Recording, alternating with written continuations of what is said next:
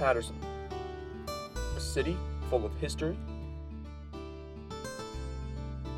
culture, and knowledge. Established in 1792, it was pushed towards innovation and industrialization by Alexander Hamilton, who had a dream of utilizing the Passaic Falls as a source of energy.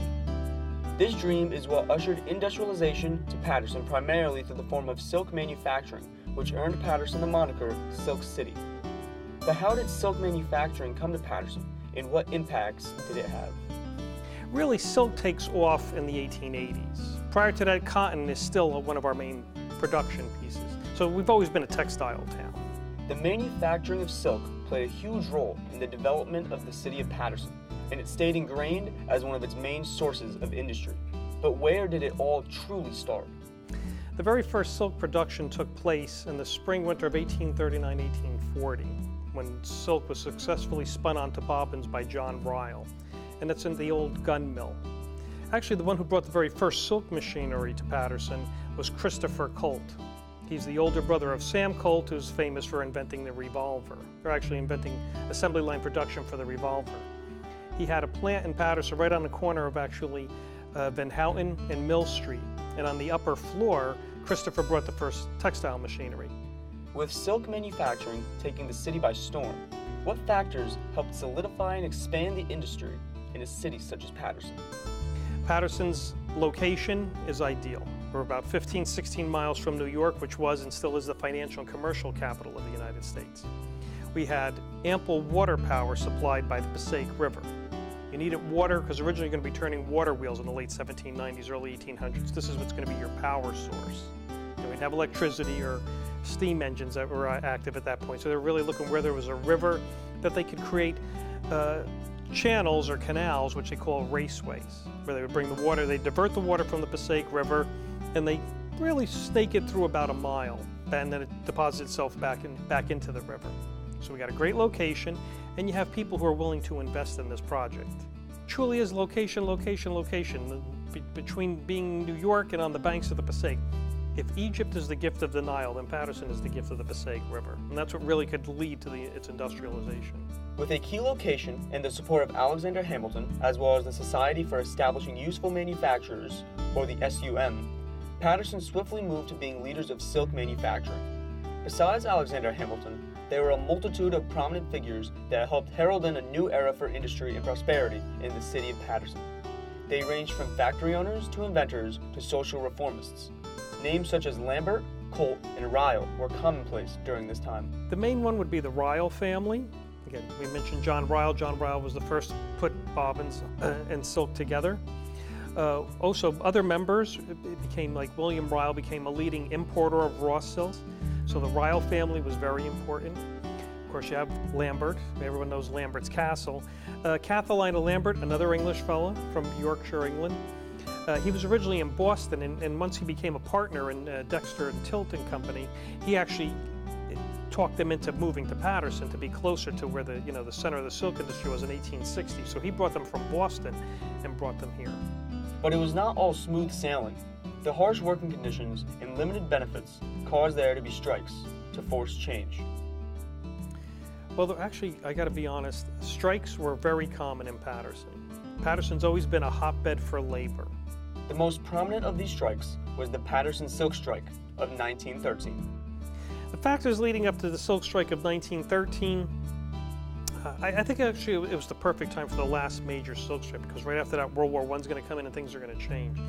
This strike really started with the four-loom system, as they said. Originally, looms would keep running without stop motion. Stop motion is if a piece of string breaks and the loom just cuts off. So initially, between us, there would be two looms, and I would watch, the finished product coming off here and there, and the shuttles are going back and forth. So I'm watching two looms. Not so bad. Now I'm watching four looms. So I got to watch the two which I'm standing in between. I got to keep an eye on those. I have to stop them if there's an issue and fix them. And the workers thought this is ridiculous. The strike began on February 25th, 1913. It was a part of a series of strikes that occurred in the textile industry on the east coast of the country from 1909 to 1913. During the strike of 1913, thousands of people were arrested, including Industrial Worker of the World leaders William Dudley Haywood and Elizabeth Gurley Flynn. Chaos reigned. Within a short period, 6 months of inactivity would take over Paterson's silk industry, and it was just quiet. The effects of the strike were plentiful, from shortening the hours in a workday to changing the way workers were paid. However, it also brought about drastic changes in the silk industry. The effects of the silk strikes is some mill owners didn't recover, so that just shut down their works.